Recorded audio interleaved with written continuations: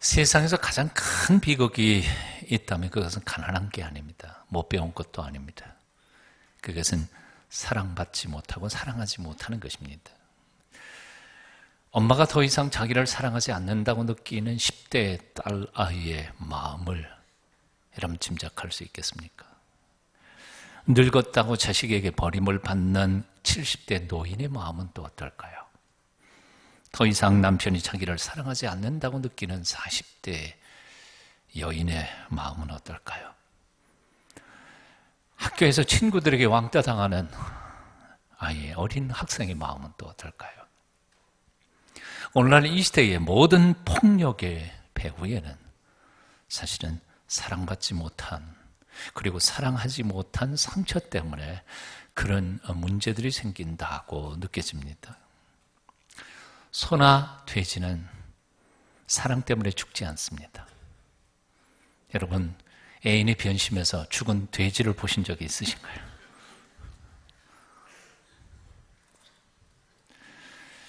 하지만 적어도 사랑받기 위해 태어난 사람, 그리고 사랑함으로 삶의 기쁨과 희열을 느끼는 우리네 인생들은 사랑받지 못하면, 그리고 사랑할 수 없으면 최대의 절망과 아픔과 고통을 느끼게 되어 있습니다.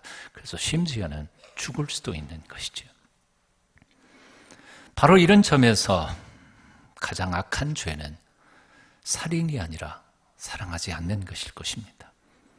사랑해야 할 사람에게 무관심한 것입니다.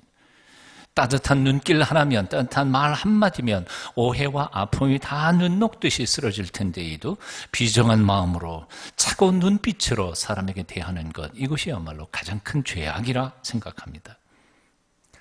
로마서 1장 후반부에 보면 하나님께서 장차 심판하실 타락한 마음들 중에 눈에 탁 띄는 마음이 있습니다.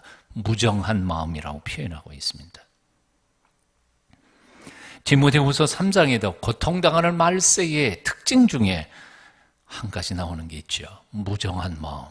오늘날 이 시대에 정말 무정한 마음들이 너무 군대에서도요, 그리고 학교에서도요, 심지어는 가정에서도요, 그렇게 무정할 수가 없어요.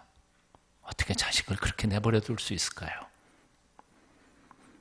무정한 마음이란 차가운 마음입니다. 인정 없는 마음입니다. 남을 향한 따뜻한 사랑을 잃어버린 마음을 뜻합니다. 다시 정리하면 이렇습니다. 이런 점에서 볼 때 이 세상에서 가장 큰 비극은 사랑하지 못하고 사랑받지 못하는 것이고, 이 세상에서 가장 큰 죄악은 무정한 마음, 사랑하지 않고 인정머리 없는 마음으로 차갑게 곁에 있는 사람들을 대하는 것, 이것이 가장 큰 죄악일 것입니다. 그래서 사도 베드로는 보배로운 믿음 위에 우리가 쌓아야 할 수많은 덕목 제일 꼭대기 위에 사랑이라고 소개한 것입니다. 지난 몇 주 동안 우리가 배웠던 이 본문 말씀 함께 복습하는 셈 치고 함께 같이 읽어보시도록 하겠습니다. 베드로후서 1장 5절부터 7절까지입니다. 함께 읽습니다. 시작. 이러므로 너희가 더욱 힘써 너희 믿음의 덕을, 덕의 지식을, 지식의 절제를, 절제의 인내를, 인내의 경건을, 경건의 형제 우애를, 형제 우애의 사랑을 공급하라. 사랑은 신앙생활의 최고봉입니다. 그 이상 더 가는 게 없습니다. 사랑보다 위대한 진리는 없습니다. 사랑보다 위대한 봉사나 섬김도 없습니다. 사랑보다 더 위대한 아름다운 헌신도 없을 것입니다. 빨간 안경을 쓰고 세상을 보면 세상이 빨갛게 보이고, 파란 안경을 쓰고 세상을 보면 파랗게 보이는 것처럼 미움의 눈으로 보면 세상이 모두 다 추하고 더럽고 악하게 보이지만, 사랑의 눈으로 보면 세상은 모든 것이 다 아름답게 보입니다. 동의하십니까? 그래서 사랑하면 아름다워집니다. 사랑하는 사람은 힘이 나고 활력이 솟고 세상 살맛이 납니다. 사랑하면 예뻐집니다. 하지만 사랑하지 않으면 맥이 빠지고 세상 살맛이 나지 않습니다. 그래서 사랑이란 단순한 인간적인 감정이 아닙니다. 느낌이 아닙니다. 사랑이란 삶의 활력이고 힘이고 생명입니다. 옆에 있는 사람 얼굴 한번 쳐다보시면서요, 그냥 멍청한 빗나간 동태 눈빛처럼 보지 마시고 사랑의 눈빛처럼 옆에 있는 사람한테 참 기쁘게 사랑합시다 하고 인사합시다. 옆에 있는 사람 얼굴을 보면서요. 저 보지 마시고요. 옆에 있는 사람 얼굴 쳐다보시고 사랑합시다. 한번 따라해 보시겠습니다. 사랑은 최고의 믿음입니다. 예? 믿음 해도 사랑하는 것 이외에 믿음은 더 위대한 믿음은 없어요. 자, 그렇다면 사랑이란 무엇일까요? 첫째, 감정이 아니라 의지입니다. 감정은 변하기 쉽습니다. 하지만 의지는 환경에 상관없이, 사랑의 대상의 조건에 상관없이 한결같을 수 있습니다. 사랑은 결심입니다. 참된 사랑은 사랑하기로 결심해서 생기는 것입니다. 왠지 그 사람은 정이 안 가요. 왠지 미워요. 주는 것 없이 미워요.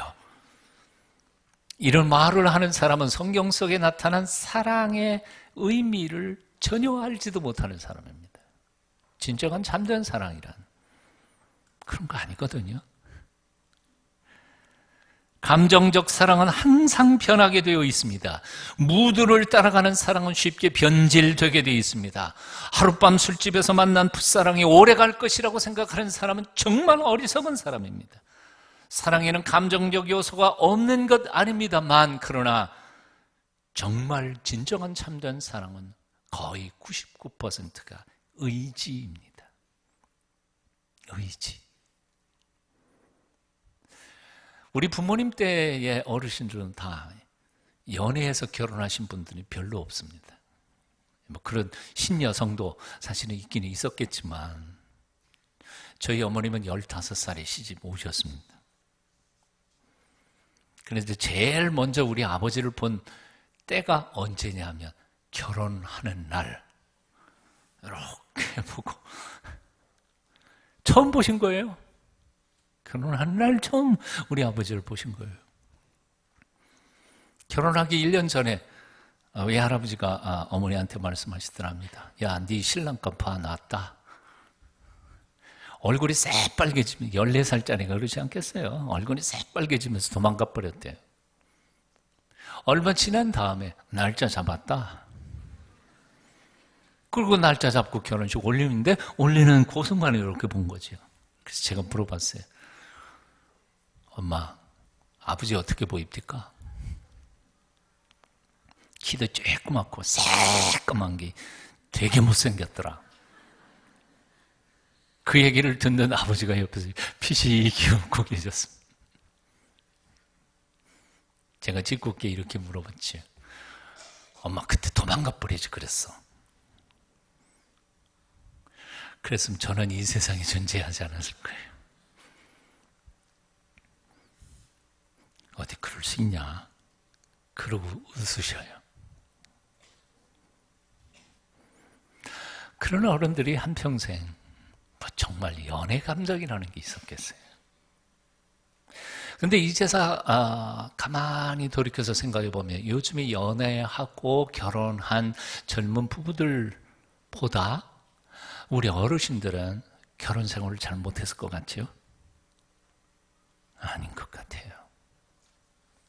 오히려 그분들은요, 얼마나 서로를 위하고 존경하고 그렇게 서로를 위하여 목숨을 걸고 한 번도 상대방이 고통당할 때 도망갈 생각을 하신 분들이 거의 없어요.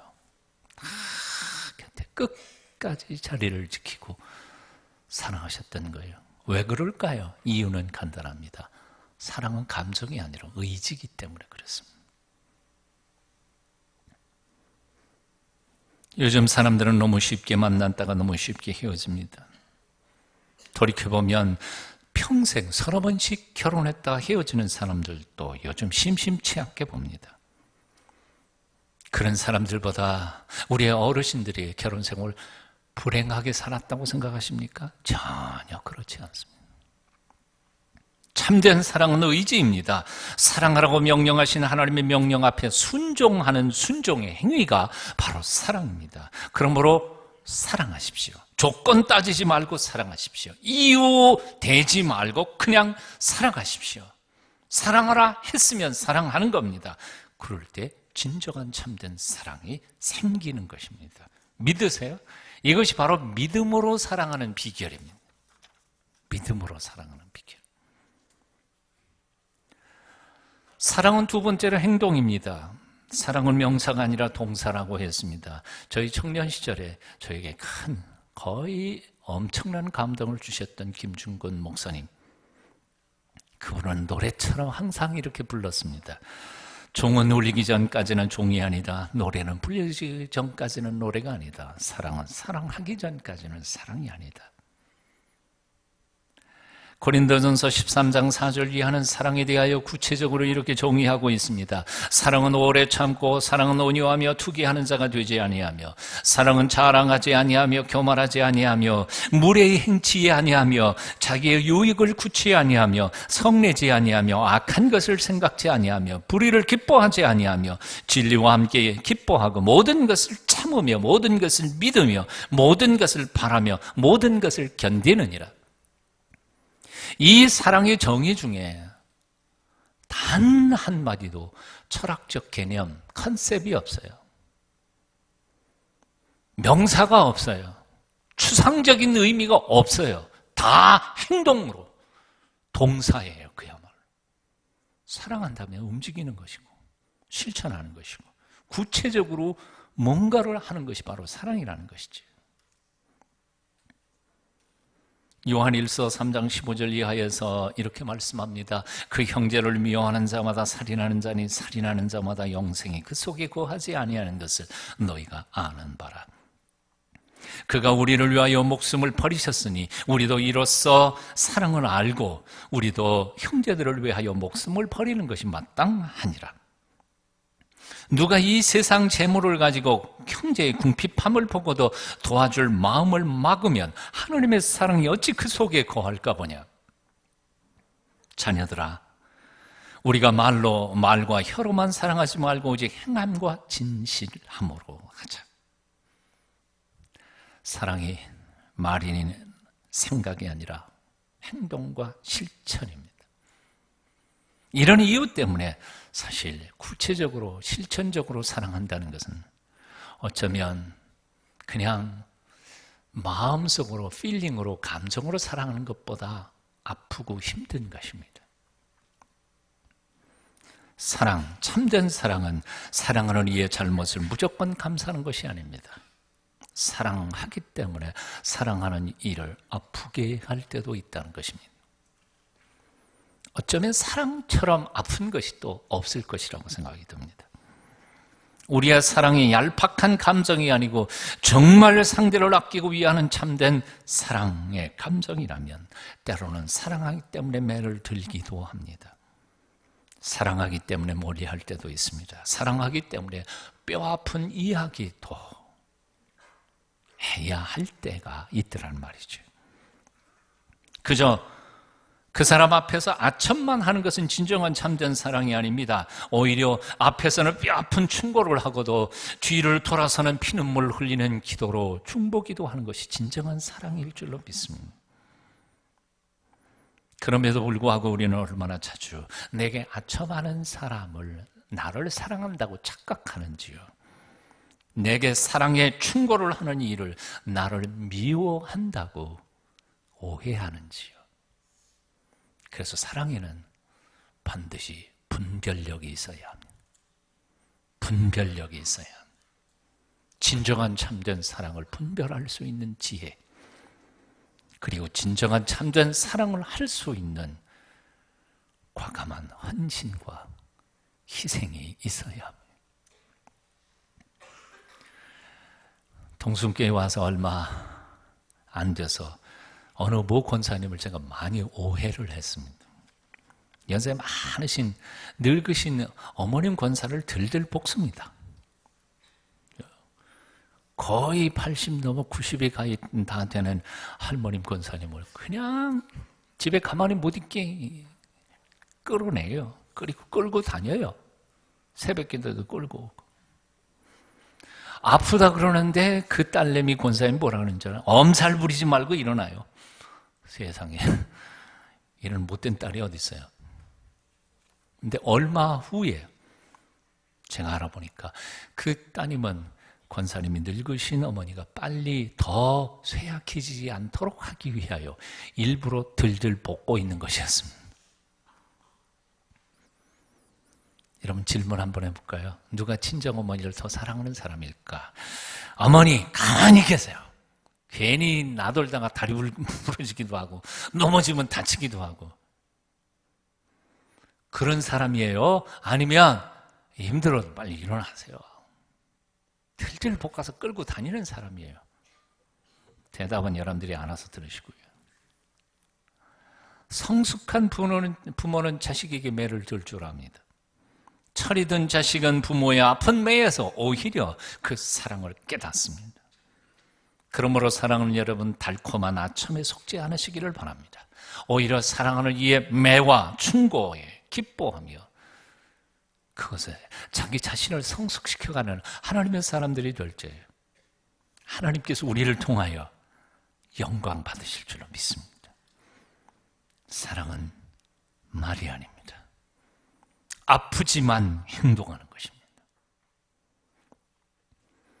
마지막 세 번째로, 그렇기 때문에 사랑은 우리의 본성으로만 할 수 있는 거 아닙니다. 한번 따라해 보십시다. 예수님의 사랑으로 사랑하라.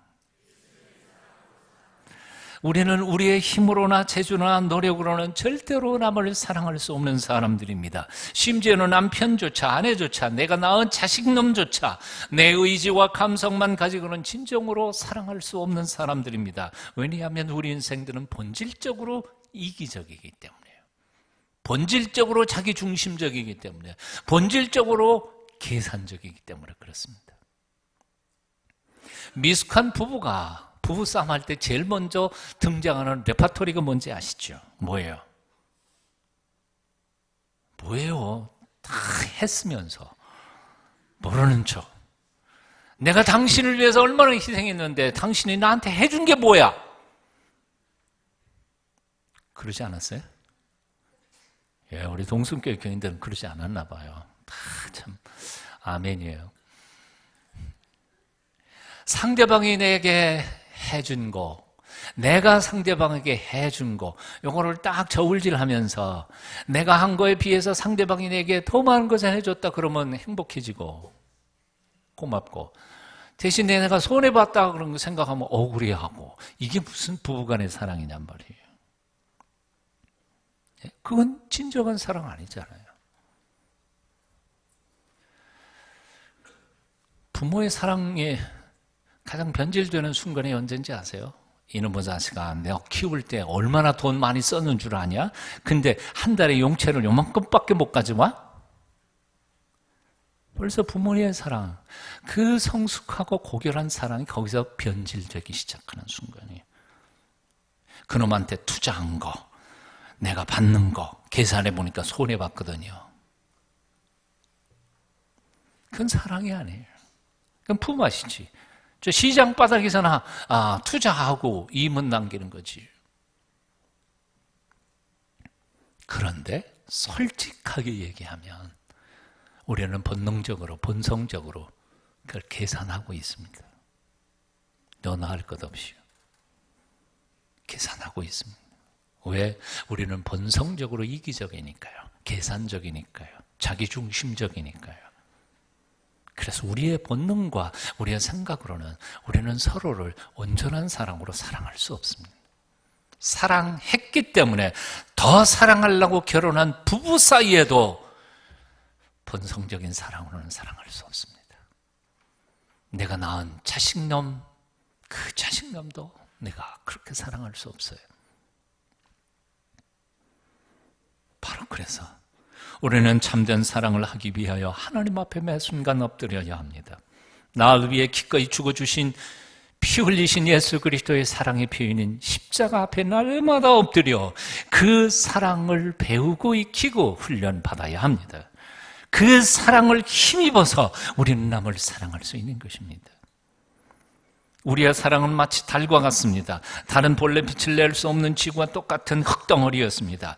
하지만 밤에 보면 달은 해처럼 밝게 빛을 내면서 어두운 우리의 밤길을 비추어 줍니다.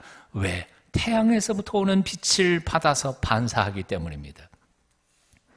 우리 인간들은 철저히 이기적입니다. 우리는 본래부터 자기만 아는 흙덩어리들입니다. 하지만 만일 우리가 사랑의 태양이신 예수 그리스도의 그 사랑의 빛을 받기만 한다면 우리도 예수님처럼 사랑할 수 있게 됩니다. 심지어는 그렇게 성숙하다가 보면 남을 위해 기꺼이 죽을 수 있는 자리까지 가기도 합니다. 2000년 기독교 역사 속에 우리의 선배들 중에 그런 위대한 분들이 얼마나 많습니까? 이론이 아닙니다. 실제의 삶이고 우리의 선배들이 보여주신 삶의 증거들이 수도 없이 많습니다. 사랑의 사도인 요한은 이렇게 말합니다. 우리가 사랑하면 그가 먼저 우리를 사랑하셨습니다.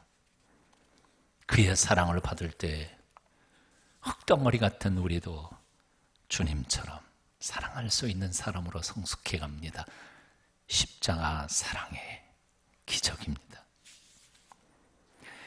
켄터키 주의 루이빌의 의과대학 병원에서 일어났던 일이었습니다. 어느 부부가 이혼을 하면서 6살 난 아들을 다른 집에 양자를 보내고 헤어져 버렸습니다.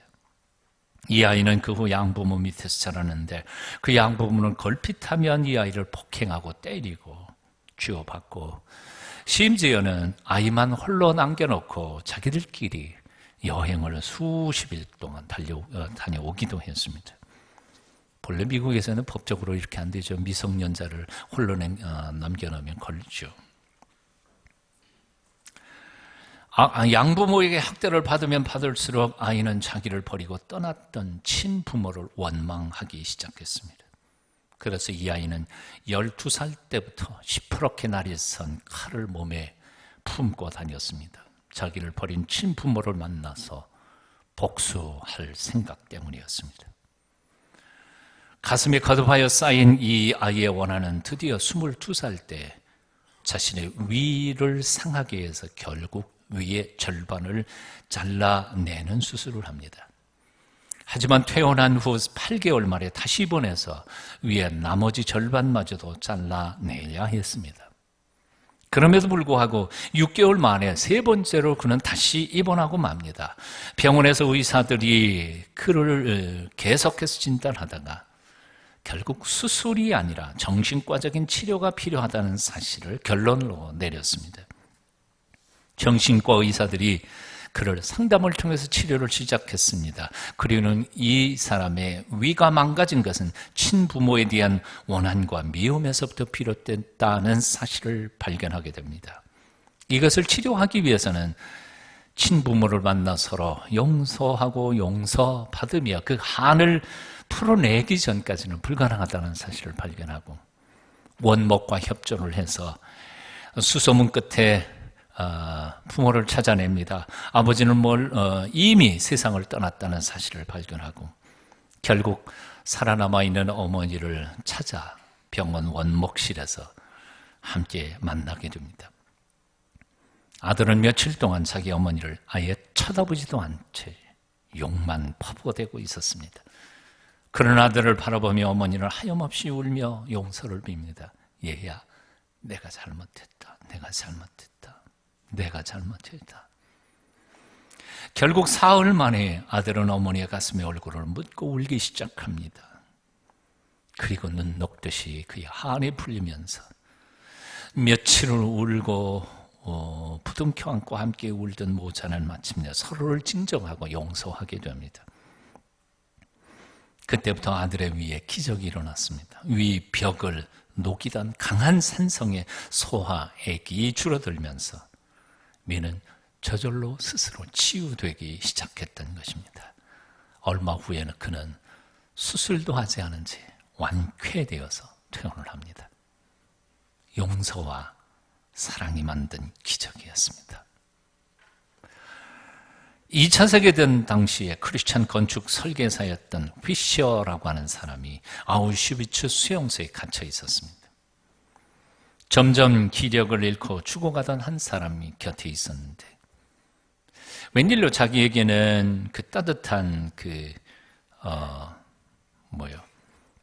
수프가 나왔는데 이 사람에게는 딱딱하게 말라 빠져버린 빵 조각 하나만 배급이 되곤 했습니다.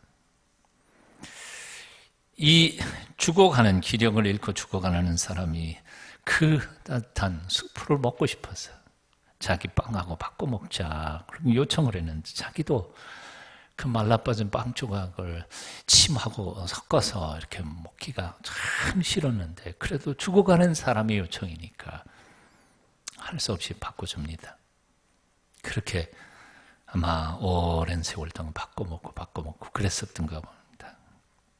그리고 얼마 후에 이제 2차 세계대전이 끝난 다음에 물론 그 사람은 죽었고 이 사람은 아우슈비츠 수용소를 나오게 되고 의사한테 자기 진단을 받으면서 이 얘기를 했더니 의사가 이렇게 말하더라는 거죠. 당신이 오늘까지 살았던 이유는 딱 하나, 수프를 먹지 않고 빵 조각을 먹은 것 때문입니다. 왜냐하면 우리가 조사해본 결과 수프에는 영양가가 하나도 없었습니다. 하지만 말라 비틀어진 그 빵 조각에는 그래도 어느 정도 영양가가 있었기 때문입니다. 당신은 그 사람에게 사랑을 베풀었기 때문에 오히려 지금까지 살아남을 수 있었습니다. 사랑 때문에 기꺼이 양보하십시오. 당장은 손해보는 것 같아도 죽을 자리에서도 오히려 살아남을 수 있도록 하나님은 우리에게 은총을 베풀어 주실 것이기 때문입니다. 곰곰이 묵상해 보면 사탄 마귀란 놈은 미움을 이용해서 자기 세력을 확장하고 있습니다. 정치도 반대 세력에 대한 증오심을 키워서 자기 세력을 키우고 힘을 얻는 것 같습니다. 노사 문제, 이념의 갈등, 남북대화, 한일 관계 이 모든 영역에서 오늘 이 시대에 사탄은 증오심을 이용하고 있음을 우리는 발견하게 됩니다. 하지만 하나님께서는 사랑의 힘으로 세상을 정복해 가십니다. 믿으세요? 특별히 오늘 해방기념주일에 한일 관계를 다시 한번 생각해 봅니다. 일본의 우파 정권 미워 죽겠지만 사실은 불쌍한 사람들입니다. 아베 미움을 증폭시켜 자신들의 생존력을 높이려고 하는 발버둥이 아닐까 생각해 봅니다. 지난해 8월에 제가 만났던 일본 목사님 한 분은 그 사실을 너무나 잘 알고 있었습니다. 그래서 기도를 요청했습니다.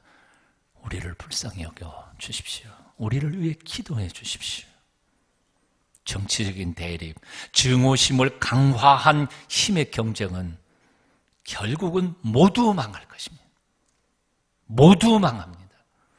일본만 망하는 게 아니라 우리도 결코 제대로 살아남을 수 없을 것입니다. 해방기념주의를 맞으면서 우리의 국제관계에서 살아남고 또한 건강한 모습으로 이 세상 속에서 대한민국이 제사장 국가가 될 수 있는 비결 하나밖에 없습니다. 상대방을 있는 그대로 그냥 사랑하는 것 이외에는 없습니다. 사랑만이 한일 관계를 풀 수 있을 것이라고 믿습니다. 사랑만이 남북 통일을 이룰 수 있을 것이라고 믿습니다.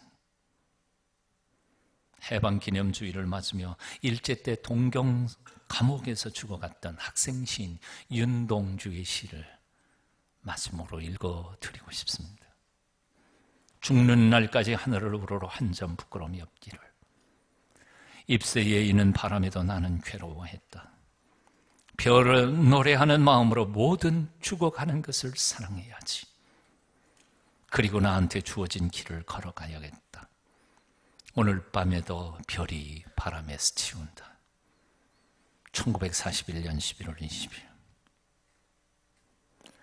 여러분 죽지 않을 사람이 있을까요? 죽지 않을 사람이 있을까요? 아베도 죽을 겁니다. 김정은도 죽을 겁니다. 아니요, 저도 죽을 겁니다. 여러분도 다 죽으실 것입니다. 별을 노래하는 마음으로 모든 죽어가는 것을 사랑해야지. 아베도 김정은도 우리가 사랑해야 한다면 하물며 내 곁에 있는 아내, 남편 사랑 못할 게 어디 있습니까? 내 자식, 우리 부모님 사랑 못할 게 어디 있습니까? 교회 안에 있는 우리 크리스찬들, 신앙의 동지들 사랑해야 하지 않겠습니까? 사랑이 세상을 아름답게 만들어갈 것입니다. 기도하겠습니다. 오늘도 우리를 새롭게 하시는 주님을 찬양합니다. 해방 기념주의를 맞으며 다시 한번 오직 사랑만으로 세상을 따뜻하게 만들어 가기로 결심하는 저희가 되도록 도와주시옵소서. 우리의 부족한 사랑에 십자가의 피 묻은 사랑으로 매 순간 공급하여 주시옵소서. 예수님의 이름으로 기도합니다.